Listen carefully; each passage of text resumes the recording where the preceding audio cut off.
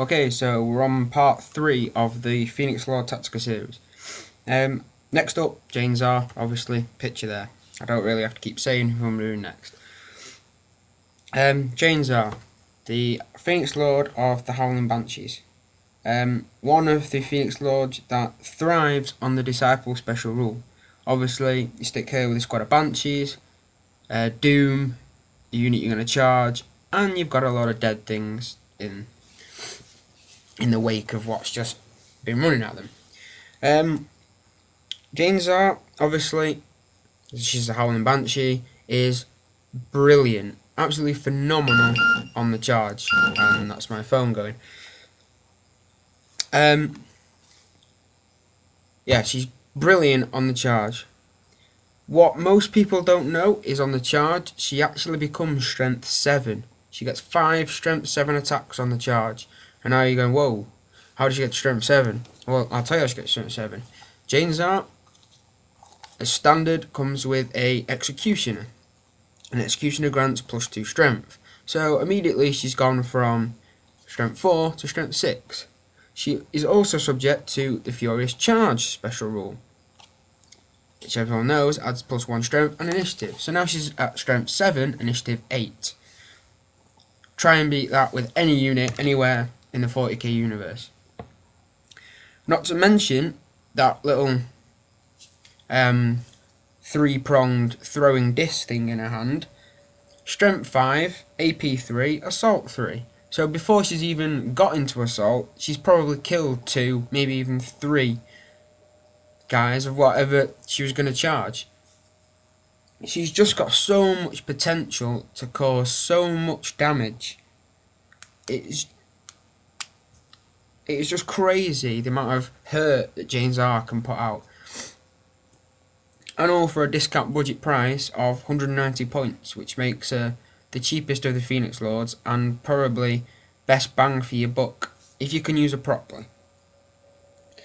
Now Jain Zar comes with the Aspect Warrior, the Exarch power upgrades. She's got War Shout and she's got Acrobatic, and she confers it to any Banshee squad that she joins, which saves you a few points. Now the War Shout ability makes your enemy have to pass a leadership test or they become weapon skill 1. Now it's not really going to make any difference to Jain Zar's weapon skill 7, but it means they're going to need 6s to hit her back.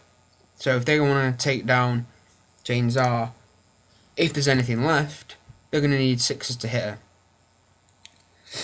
And also she has the Acrobatic special rule, which means Jain Zar and whatever Banshee squad she's attached to gains, I think it's the counter charge or counter assault special, universal special or something, but they get that, which basically means if someone charges you, you charge them back, which means your counter's charging.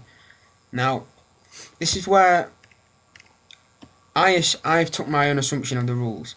In the rule book it says that if someone charges you, your squad reacts and charges back and gets +1 attack as if they charged. So that's it, as if they had charged. Now I take that and say, well, she counts as if she's charged, she gets Furious Charge. I may be wrong, I may just wanting that to happen, but that's the way I see it. If she counts as charging, Furious Charge is ability when you charge, she gets that. So not only does she always charge, she's always got Furious Charge, which means she's always Strength 7 and always Initiative 8.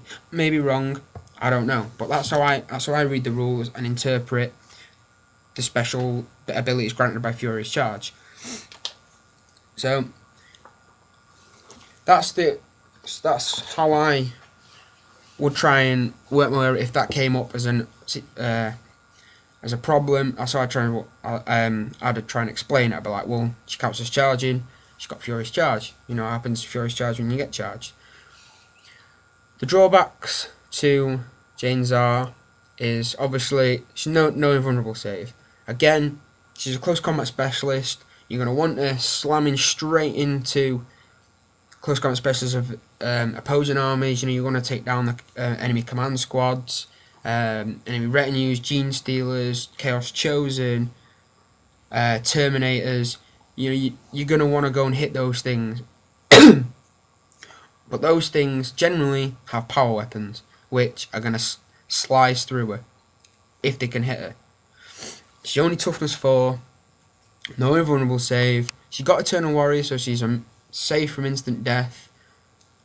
But still, she's going to take wounds from power weapons. And it's generally the downfall of the Phoenix Lords, is just a bit too vulnerable for the price you pay for them. And like I said about Morgan Ra, she's actually very easy to fit into your army. If you've got a squad of Banshees in a Falcon, or a squad of Banshees in a Wave Serpent, it's easy just to throw in Jain Zar. Great combination. Jain Zar, 10 Banshees with an Exarch in a Serpent, zoom across the battlefield, drop them off, and they're going to hurt some shit. That squad can book it out. Let's see. They're nearly 40 attacks on the charge, all with power weapons.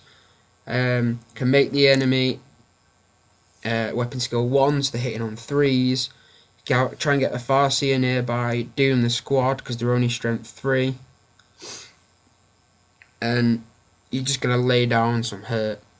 So Jain Zar is a very, very usable Phoenix Lord. Like I said, she's the cheapest of the lot. Can hold a hell of a lot of bang for a buck. And I recommend, if you're fielding Howling Banshees or you like Howling Banshees, I do recommend finding the points to squeeze in Jain Zar. But however, saying that, I still feel that a Farseer with Doom is more beneficial to Banshees than Jain Zar would be. But that's all like math hammer and semantics and percentages, so there's no point getting into that, because no matter how hard you try, I never trust math hammer, because I've seen someone roll like 10 shots to hit with Space Marines and miss them all. You can never rely on probability, just go for what's good. And I think getting more wounds from your Banshees is probably more beneficial than Jain Zar getting all the hits. However, Jain Zar on a good day will just mess anyone up. 5 attacks on the charge at strength 7. She can take down Carnifexes. She can take down vehicles. She can charge a Demon Prince and wound it on a 2, unless it's got the mark of Nurgle. Those kind of abilities that she'll just butcher anything she comes into contact with. She's going to go first. She's got a power weapon, +2 strength. She's got that, the Silent Death it's called, little boomerang thing. She's just a very, very dangerous character. And recommend using it if you can. And that's about it, guys. So, peace. Watch the next video. I think I'll probably have Fugan up next, or maybe Crandris, I don't know. Whoever I feel like doing. Alright, see you later, guys.